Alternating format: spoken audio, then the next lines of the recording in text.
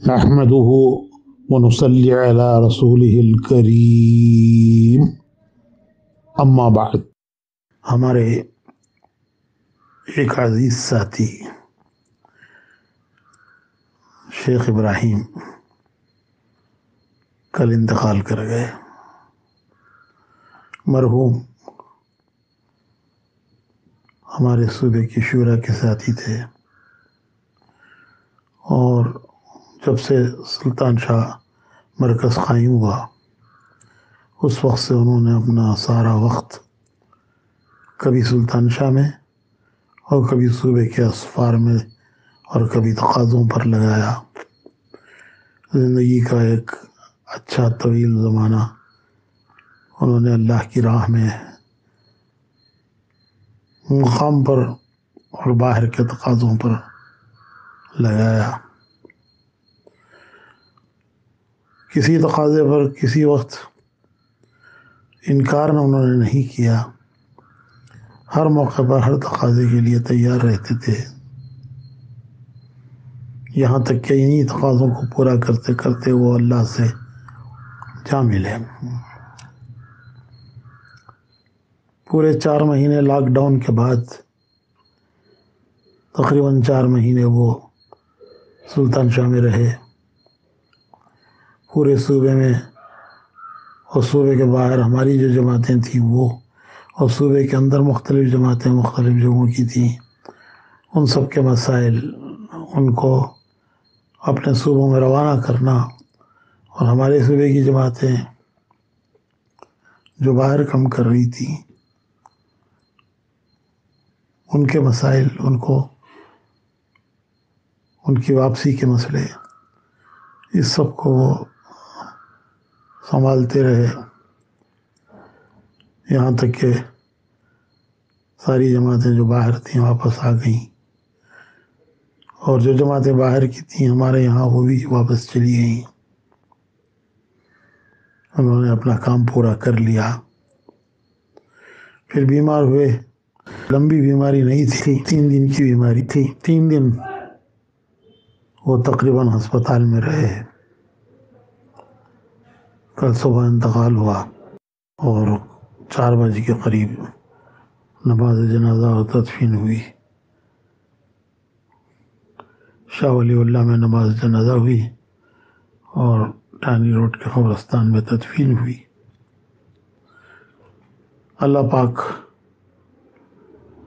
مرحوم کو غریق رحمت فرمائے، ان کی پوری مغفرت فرمائے، اور انہیں اعلیٰ درجات نصیب فرمائے، ان کا بہترین بدل ہمیں نصیب فرمائے۔ ان کے جانے سے ایک بڑا خلا پیدا ہو گیا ہمارے کام میں۔ وہ سارے مسائل کو سلطان شاہ میں پورا وقت دے کر سارے مسائل کو سنبھالتے تھے، اور جب کوئی مسئلہ پیش آتا تھا تو اس مشورہ بھی ساتھیوں سے کرتے تھے۔ تو اس طرح وہ سارے امور کو سنبھالتے رہے، پورا وقت انہوں نے سلطان شاہ میں دیا۔ اللہ پاک ہمیں ان کا نعم البدل نصیب فرمائے، اور ان کی بھرپور مغفرت فرمائے، ان کے درجات بلند فرمائے، ان کے گھر والوں کو صبر جمیل نصیب فرمائے۔ اپنی زندگی کا ایک بہترین زمانہ دین کے کام میں لگا کر انہوں نے اسے زندگی کو، زمانے کو اچھی طرح اصول کر لیا۔ ہمارے کام کرنے والے اس وقت جن حالات سے گزر رہے ہیں، یہ ایک اللہ کی طرف سے امتحان ہے، ابتلا ہے۔ امتحان اور ابتلا اللہ سے مانگنا نہیں ہے، اللہ سے عافیت مانگنے کا حکم ہے، لیکن کوئی امتحان اور ابتلا ہے تو اس پہ ثابت قدم رہنے کا حکم ہے۔ ابتلاعات بڑے بڑے لوگوں پر آئے، نیکوں پر بھی آتے ہیں اور گناہگاروں پر بھی آتے ہیں، نبیوں پر احوال آئے، حالات آئے، ابتلاعات آئی۔ حضور اکرم صلی اللہ علیہ وسلم فرماتے ہیں کہ سب سے زیادہ ابتلا نبیوں پر آئی اور نبیوں میں سب سے زیادہ ابتلا مجھ پر آئی۔ تو ہمارے کام کرنے والے بھی اس وقت ابتلا سے گزر رہے ہیں، اس میں ثابت قدم رہنا ہے، صبر اور تقوی اور اللہ سے استغفار اور عافیت مانگنا ہے، گھبرانا نہیں ہے، اللہ پر امید رکھنا ہے، مایوس نہیں ہونا ہے۔ مولانا الیاس صاحب رحمۃ اللہ علیہ فرماتے تھے کہ مومن کبھی مایوس نہیں ہوتا، کیونکہ وہ اللہ کی قدرت پر ایمان رکھتا ہے کہ اللہ بڑا قادر ہے اور آن کی آن میں حالات کو بدل سکتا ہے، حالات اللہ کی طرف سے آئے ہیں اور ان کو درست کرنے والا بھی اللہ پاک ہی ہے۔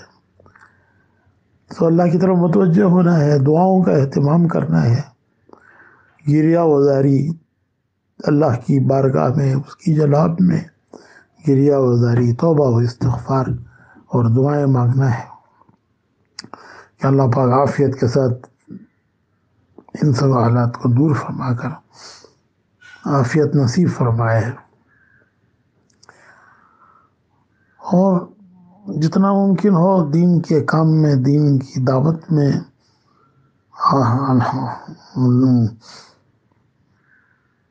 قوانین کی پابندی کرتے ہوئے لگے رہنا ہے۔ کل ہم نے کسی کو خبر نہیں دی، اور چونکہ لاک ڈاؤن تھا اور اتوار کا پورا دن لاک ڈاؤن کا دن تھا، تو اس لیے منع کر دیا تھا کہ کسی کو خبر نہ دی جائے، لیکن بات پہنچ گئی اور اللہ کے اور ایک بڑا مجمع اللہ کے بندے شامل ہو گئے، شریک ہو گئے ان کے اس جنازے میں۔ ہر آدمی کی زندگی میں ایک مثال ہوتی ہے اور اس مثال کو لے لیا جائے۔ انہوں نے بڑی امانت داری کے ساتھ سلطان شاہ کا کام نبھایا اور اسے اپنی کسی ذاتی فائدے کا اور ذاتی غرض کے پورا کرنے کا انہوں نے ذریعہ نہیں بنایا، وہ محض اللہ کی رضا کے لیے لگے رہے اور وہاں پڑے رہے، اور سلطان شاہ کی اس قیام کو انہوں نے اپنی کسی ذاتی غرض یا اپنی دنیا کی کسی غرض کا ذریعہ نہیں بنایا۔ مرحوم کو بندے نے اسفار میں بھی دیکھا، تلاوت کا اہتمام، تہجد کا اہتمام، دعاؤں کا اہتمام، یہ ان کی بڑی خصوصیات تھیں اور سب کو ساتھ لے کر چلتے تھے۔ ابھی خبر آئی ہے مولوی یاسین صاحب کا انتقال ہو گیا، وہ ہمارے مدرسے کے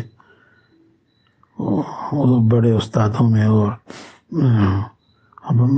خاموشی کے ساتھ ہمارے دین کے کاموں میں بھی لگے رہتے تھے۔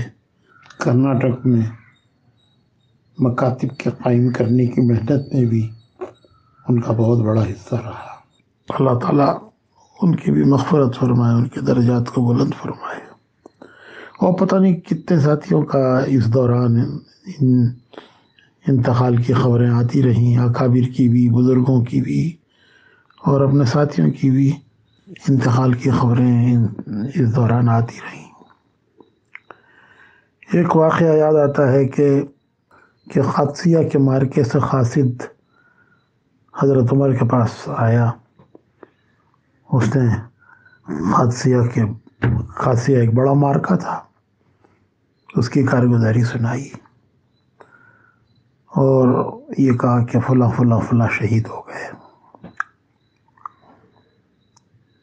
پھر ایک بات اس نے یہ کہی کہ امیر المومنین بہت سے وہ بھی شہید ہوئے ہیں جن کو آپ نہیں جانتے اور جن کے ناموں سے آپ واقف نہیں ہیں۔ تو حضرت عمر نے ایک آہ بھری، فرمایا کہ عمر کے جاننے نہ جاننے سے کیا ہوتا ہے، جس اللہ کے لیے انہوں نے اپنی جان قربان کی ہے وہ اللہ ان کو خوب جانتا ہے۔ تو بہت سے ہمارے اکابر اس عرصے میں اللہ کو پیارے ہوئے، اور بہت سے ہمارے ساتھی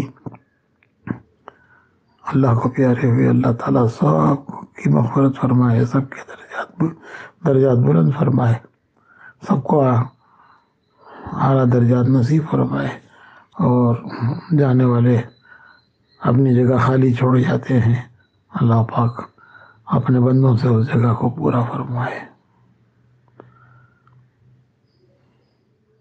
وآخر دعوانا الحمدللہ۔